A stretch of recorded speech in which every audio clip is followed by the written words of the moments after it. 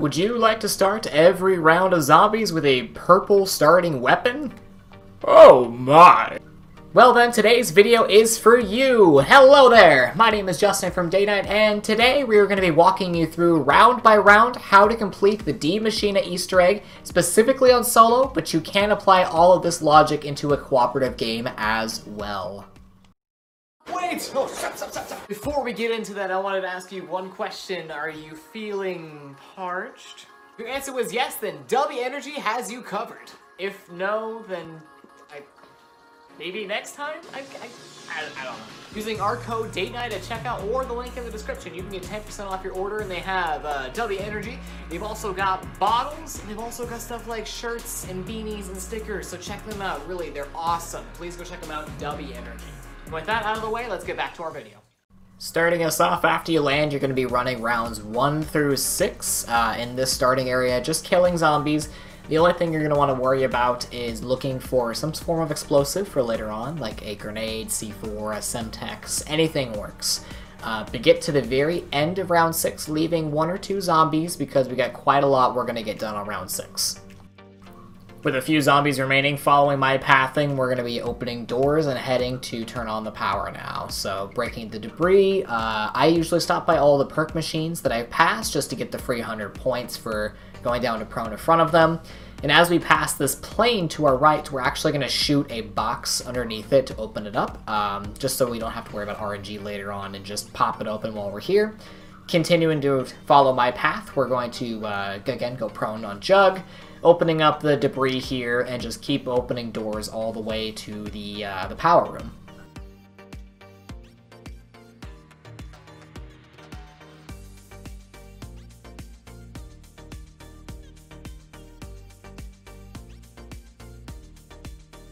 Now that we're at the power room, we're going to interact with that center console and go to our left and to our right, turning on each of these terminals, and that'll activate a Dark Ether orb to spawn where Pack-a-Punch usually sits.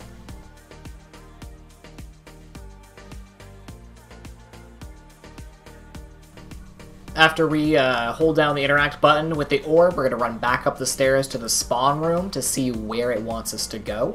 Basically, it's going to make a point on your map of where you're going to want to head and go down and descend into the bottom area to grab a part for Pack-a-Punch. But on the way there, we're going to be shooting up these purple crystals in case they give us some free armor, some free ammo, free equipment, because I like the grenades, but I want to get rid of them for Semtexes, so I shoot them on the way there just in case.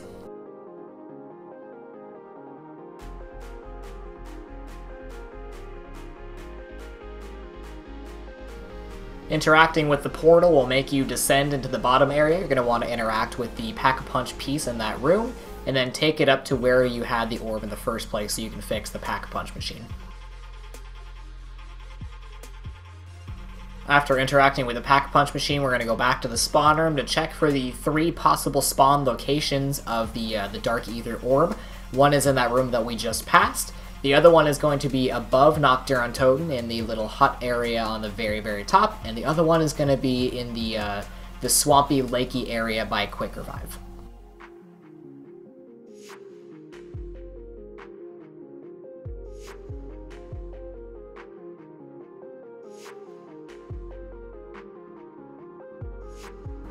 Once we interact with the orb, we have a timed sequence of where we need to locate 3 Ether Tool parts, and every time we locate and grab one, it's going to spawn in a bunch of Plague Hounds. We're actually going to run through all 3 of the locations right now, as the 3 locations we hit are the only 3 locations for the part. They can spawn in at random, though. So the first part's going to be on top of this plane, the second part's going to be down in the spawn area, it's a little wrench, and the third part location is going to be on top of a teleporter down by the Pack-a-Punch room, so you'll see those spawn locations now.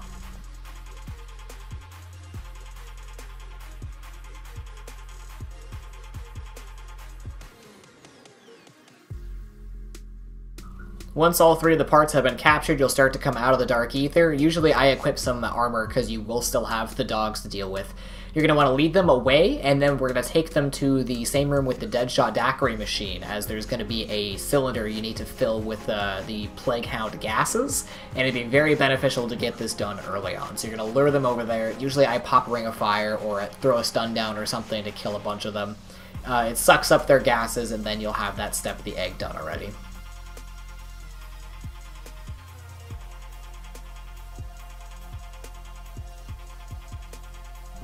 And no, I will not be taking questions at this time as to why I almost let a pack of plague hounds down me on round 6. But we are going to take these parts over to the crafting bench now to craft our ether tool and wait for the next step of the Easter egg, which we're going to be interacting with a portal up at the Speed Cola room, and that'll take us to our next location of stuff we need to get done.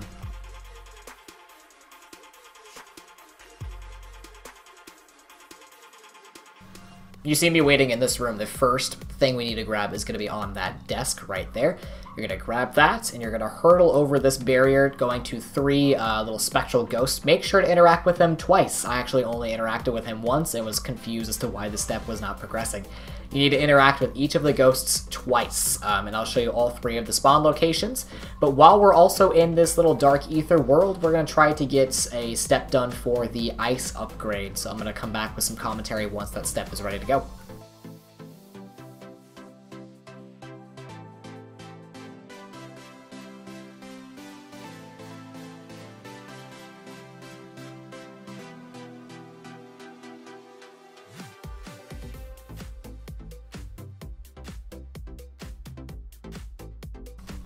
Essentially what we're going to be doing now while we're waiting for the Dark Ether to exit is we're actually going to prolong our time here by interacting with this extra wisp that's not really needed for the egg. That just prolongs your amount of time in the Dark Ether. We're going to be blowing up this barrier here and waiting around this tree. One of the steps for the ice upgrade is seeing this little moss clump on that tree right there. It needs to be shot by one of the megatons, but now that we've progressed the Easter egg enough, now that the red megatons are going to start spawning in. We're also going to grab this part that we shot earlier from the box now that the airplane is lifted. You can do it at any time, I just chose to do it now since I'm waiting for the megaton to spawn in anyways. And you're just going to stand by this tree, yep, there he is, let him shoot the tree, and then if the moss is glowing purple, then you did it right, you're good to go. Making our way back to the computer, we need to interact with it once again to progress the Easter egg, and then we can start on building all 4 of the elemental upgrades. However, if you're looking for some free loot and a free Juggernog, you can come over here and shoot these blue orbs that I'm pointing out right now, and then it'll be rewarded with a free jug and potentially even a wonder weapon. If not, you get a bunch of free salvage and some wonderful goodies. I'm going to skip ahead to when we get the rewards from the thing. It does take you to the Dark Ether for your rewards. The only thing that I do in the Dark Ether is I buy Stamina Up, as perks start at 2,500 and they go up 500 for each perk you have. And if we're getting Jug for free, I might as well get Stamina Up for 2,500 instead of 3,000. But yes, coming back from the Dark Ether, your chest is going to be in the center. Usually I have a dog round, so I will kill the dogs present. And now it is round 7. So I'm going to kill the dogs on round 7. I'm going to open the chest to get the free Juggernog and hope that we get a Megaton spawning in the spawn area. The next step you have for building the DIE Wonder Weapon is going to be achieving a card from him after you beat the Megaton the first time. And I'll get you there here in a second. Essentially, you're going to take this key card down to the Deadshot Daiquiri room, insert it for another part, and then come back to the spawn room and train up your zombies and wait to run them through a trap. Keyword though, the trap doesn't kill every single zombie that runs through it, so you need to be very on edge of which zombies are passing through the trap or not. But with a full horde of zombies in round 8, you should clear it just fine.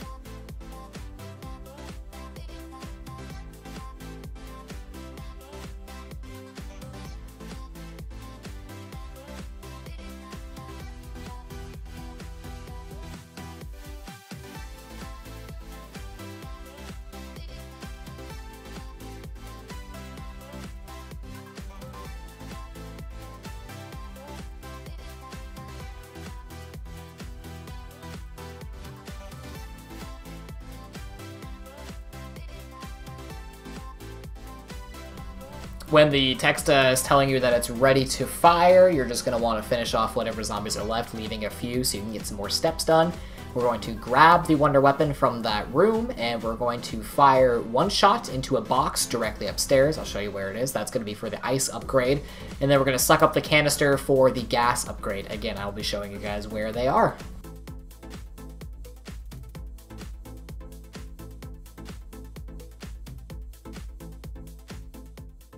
When you come outside, you're going to pick up the beaker and place it for the ice upgrade. To your right was the fire upgrade portal. We're just going to head downstairs and get to the gas chamber, placing it on its appropriate box, and then mailing it real quick so that it can get started on the gas upgrade.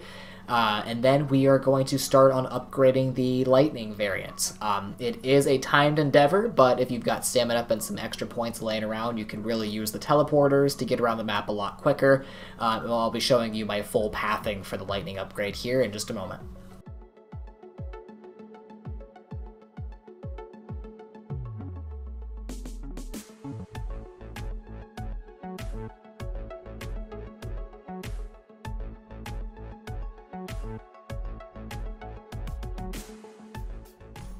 Interacting with the portal will start the sequence. I'm just going to wait right here as there's going to be a teleporter by my feet. We're going to go to the Nocturne Totem building first, and then back, shoot the box. Then we're going to go to the lakes area, back, shoot the box, and then right before we come down into this Undercroft area, back and shoot the box. I am going to speed it up, but you can follow along with my exact pathing so you can get it done in one cycle.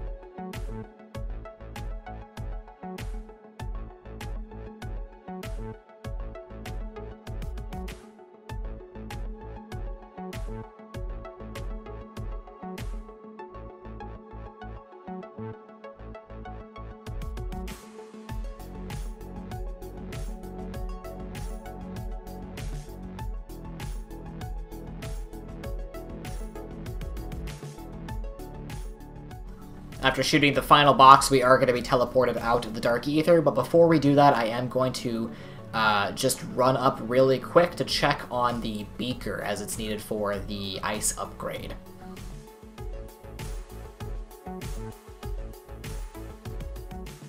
Beaker appears to be ready to go, so we'll pick it up and then we'll start the teleportation for the fire upgrade.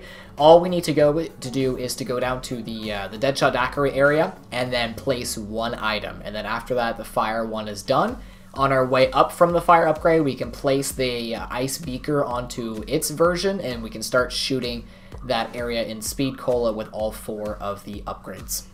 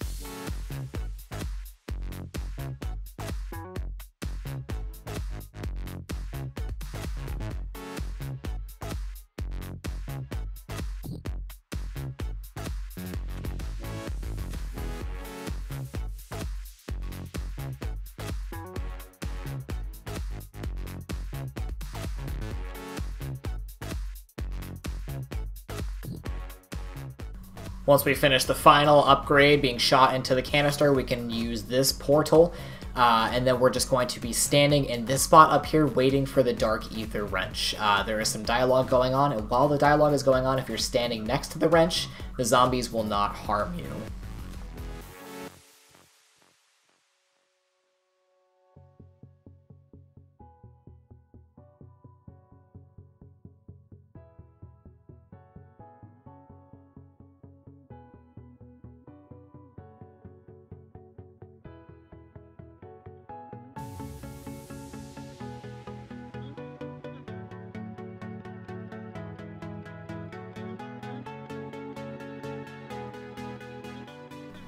Coming back to grab the Dark Ether wrench, and then we're going to head up to the spawn room so we can tap on a tank 3 times and then use our explosives to shoot the tank. Once we tap on the tank 3 times, as mentioned earlier, a zombie will come out from the top. Just kill the zombie, throw primarily a Semtex, but any form of explosive is good. Throw that on the tank, however this can kill the zombie, so be careful of that. Next you're going to run up past the stamina up entrance to the building and pick up a little gold orb thing. Once you pick it up, they're going to spawn in a bunch of dogs, and fun fact, if you have stamina up during this step, you'll be walking pretty slow, but if you have stamina up, you can actually turn around and use the minimap to guide you, and you'll be moving faster than you would be moving forward. You're going to take this tank to the spot that you got the wrench from.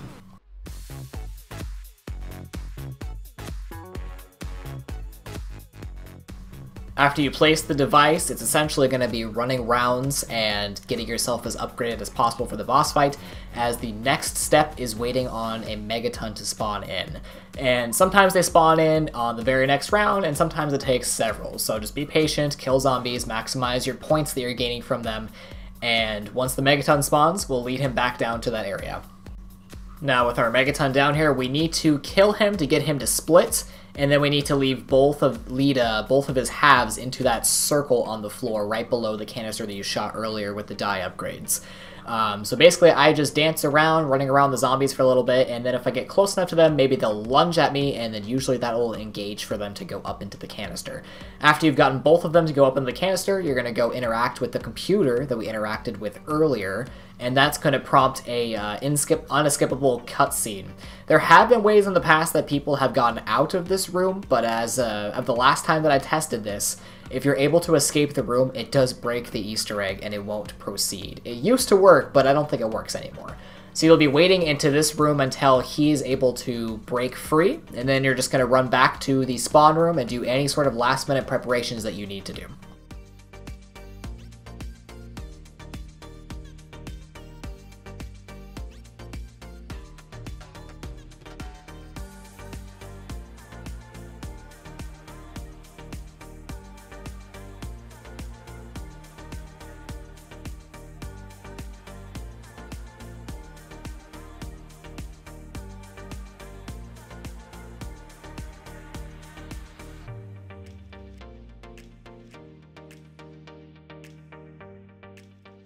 One preparation is going to be interacting with this Dark Ether orb in the first floor of the Nocturne Totem building.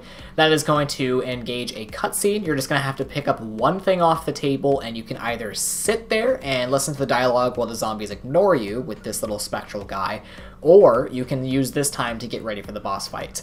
With this time in which Mule Kick was added to the game, I like the way that it gives you ammo back for zombies that you kill, but it's not ingrained as a machine, so you can only get it through the Dark Ether.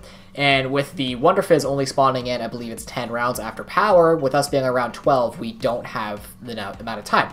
But if you're in the Dark Ether, the Wonder Fizz will spawn in. So I go there, I get Mule Kick, I make sure I have stim shots just in case, I got my sentry gun, and then we'll be ready to go for the boss fights. You're just going to wait out the Dark Ether, and then once you're back, the next time you interact with that photo in the corner that you interacted with earlier, it'll spawn you into the boss fight, and there is no going back from that time on.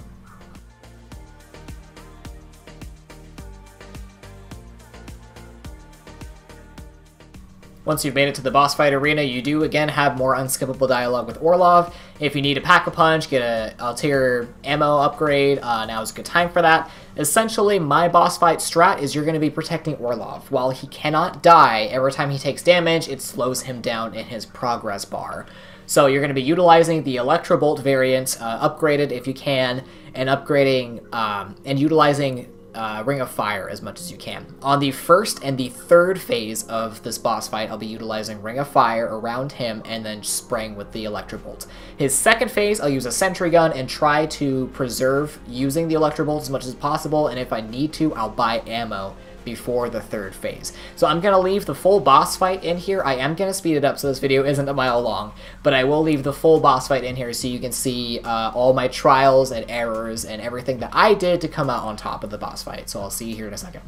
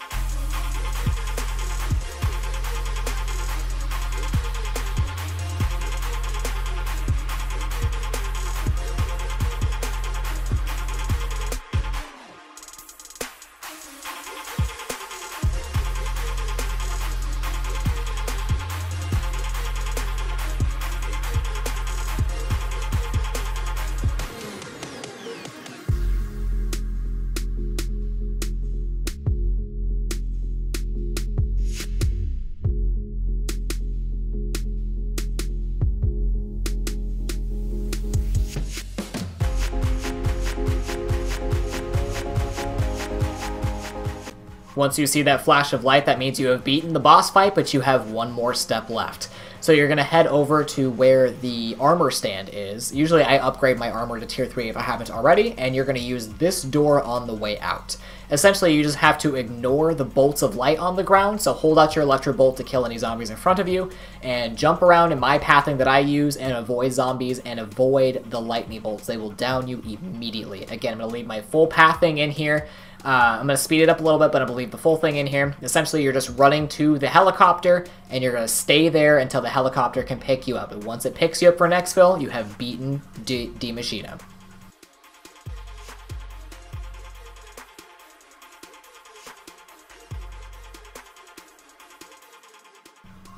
And with that, you approach the helicopter, you board, and then you can just enjoy the cutscene as you're carried away, knowing that you have finally beaten the Easter egg for Maschine. If you like what you see and you're new around here, please consider giving the subscribe button the Omega Fistfire Thorn Punch, as it's free. It really helps us out. And comment down below if you want any more Easter egg related guides, or if you want us to continue the series, or if you have any sort of recommendations for content in the future. Thank you so much for coming out today, and we'll catch you guys on the next video.